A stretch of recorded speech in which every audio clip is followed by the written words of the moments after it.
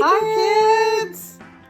Alrighty, we are going to do reading with the Jetts, this week.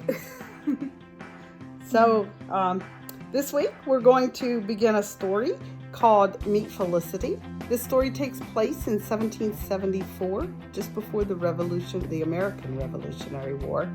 And we're going to add a little bit of history with our reading this week.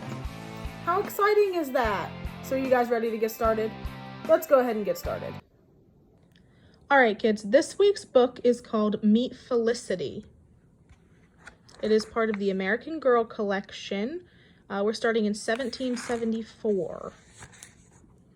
This book is by Valerie Tripp, and the illustrations are done by Dan Andreessen, which you guys know means that they drew the pictures. All right, this is our table of contents. Today we're going to go over Felicity's family and friends, and we're going to read chapter 1, Merriman's store. Oh, and we're also going to do this looking back part down here. All right, here are our characters. We have father, Felicity's father, who owns one of the general stores in Williamsburg. Mother, Felicity's mother, who takes care of her family with love and pride. Felicity, that's our main character. She's awesome. A spunky, sprightly colonial girl growing up just before the American Revolution. Nan, Felicity's sweet and sensible sister, who is 6 years old. William, Felicity's almost 3-year-old brother, who likes mischief and mud puddles. Ben Davidson, a quiet apprentice living with the Merrimans while learning to work in father's store.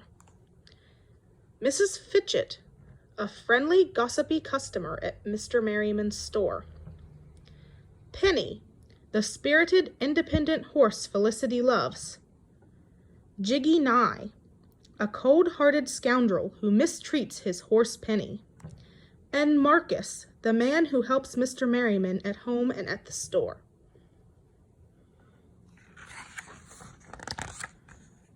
Chapter 1, Merriman's store. Felicity Merriman pushed open the door to her father's store and took a deep breath. She loved the smell of coffee beans and chocolate, of pine soap, spiced tea, and apples. No other place in the world smelled as good as her father's store. "Good day, Mistress Merriman," said her father. He smiled and bowed. Felicity grinned. Her father always pretended she was a fine lady customer when she came to his store. "Good day, Mr. Merriman," she answered.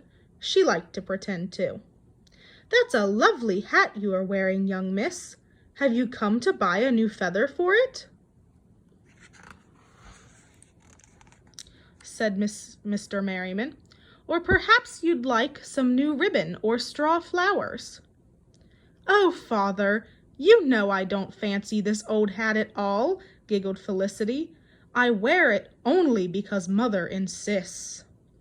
She pushed the straw hat off her head so that it hung down her back. "Aye," agreed her father, "it's supposed to shade your face so that the sun does not make your nose red." Felicity rubbed her nose. It was rather pink. "I do forget to wear my hat sometimes," she said. Mr. Merriman smiled. "Sometimes you forget, and sometimes you are in too much of a hurry. I know my impatient girl. But don't fret. I think your nose is very pretty indeed." He tapped Felicity's nose with the tip of his finger. "And now tell me, what did your mother send you to fetch today?" Felicity stood very tall and pretended to be a fine lady again. "A penny's worth of ginger root, if you please, sir." Her father bowed. "Yes, madam, ginger it is. And here is a bit of rock candy for your trouble." "Thank you, father," said Felicity. She popped the candy in her mouth and tasted its sharp sweetness. While her father weighed the ginger root and wrapped it in newspaper, Felicity looked around the store. The shelves were crowded with bolts of cloth, bowls, bottles, kettles, and coffee pots.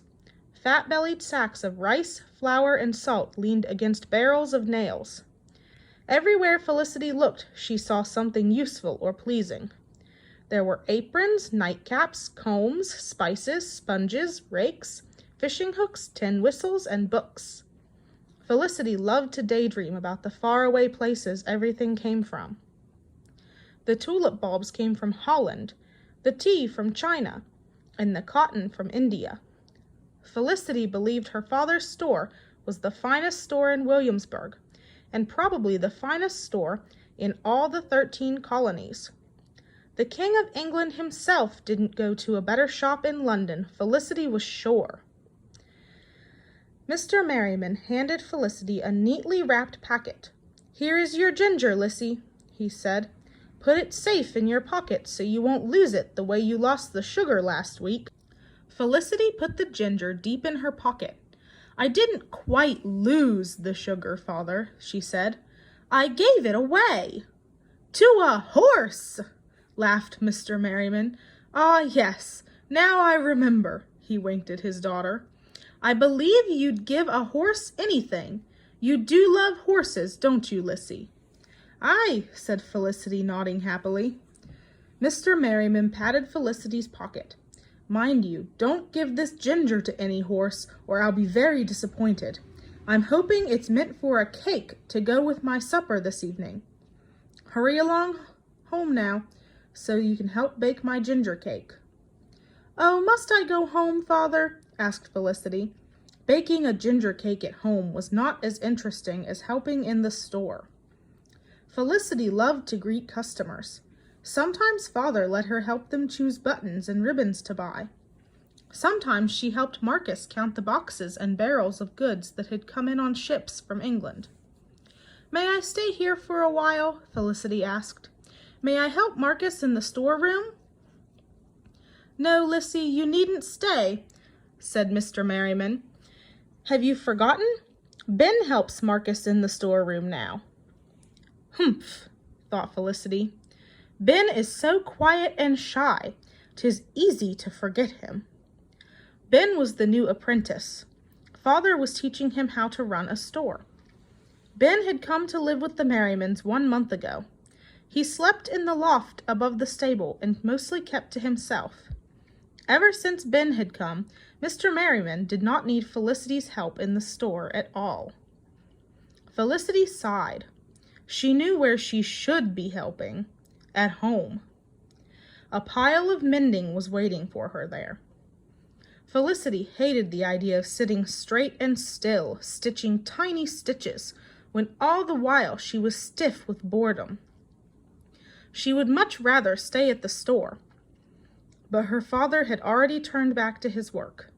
There was nothing to do but go home. Felicity was in luck. Just as she opened the door to go out, a stout, well-dressed lady sailed in. The lady's hat was decorated with ribbons and feathers that fluttered like leaves in a breeze. Felicity stepped back and held the door open wide.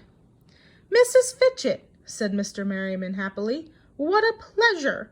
I haven't seen you since summer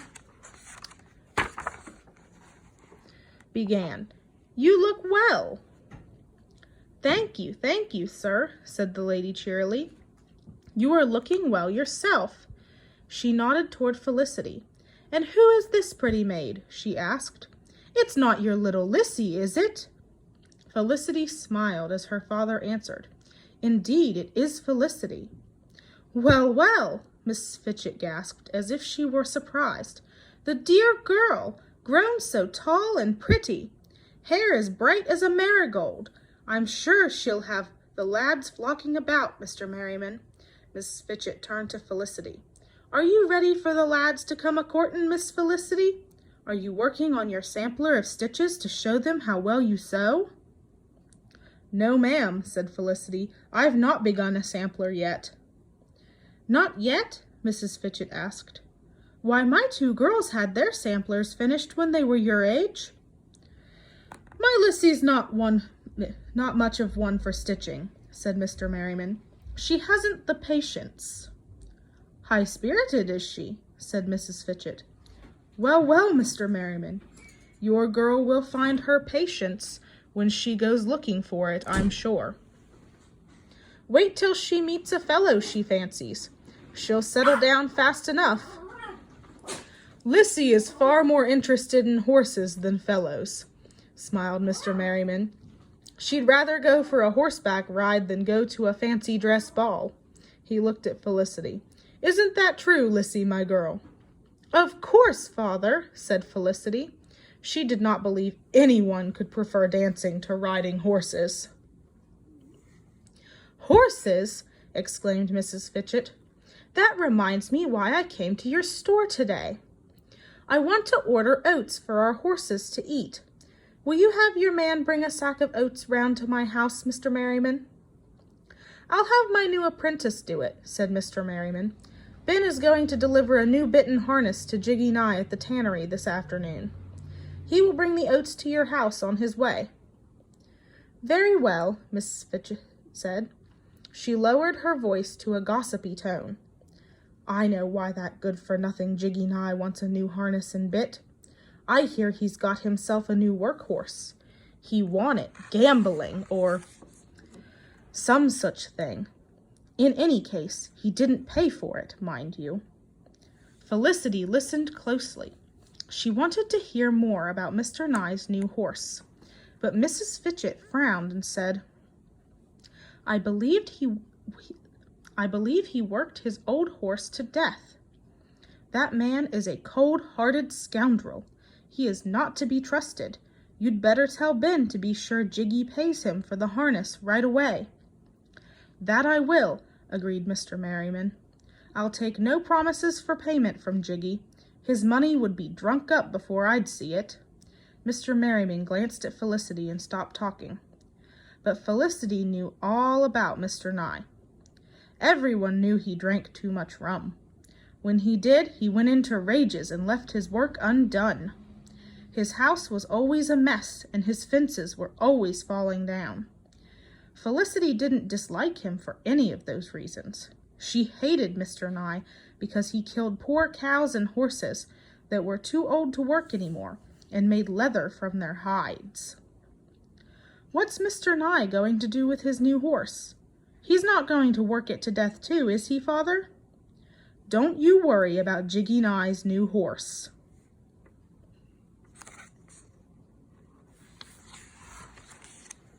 Said Mr. Merriman. I'm sure it's strong and healthy. Jiggy Nye would be foolish to mistreat it. He kissed Felicity on the forehead. Now you run along home. Your mother will be wondering what's become of you and that Ginger. Goodbye, my child. Goodbye, Father. Good day, Mrs. Fitchett, said Felicity. Farewell, Miss Felicity, said Mrs. Fitchett. Felicity stepped out into the bright afternoon. She walked home thinking only one thing. Mr. Nye has a new horse, and I'm going to see it, somehow, as soon as I can. All right, and that marks the end of Chapter 1. We will see you guys here tomorrow for Chapter 2.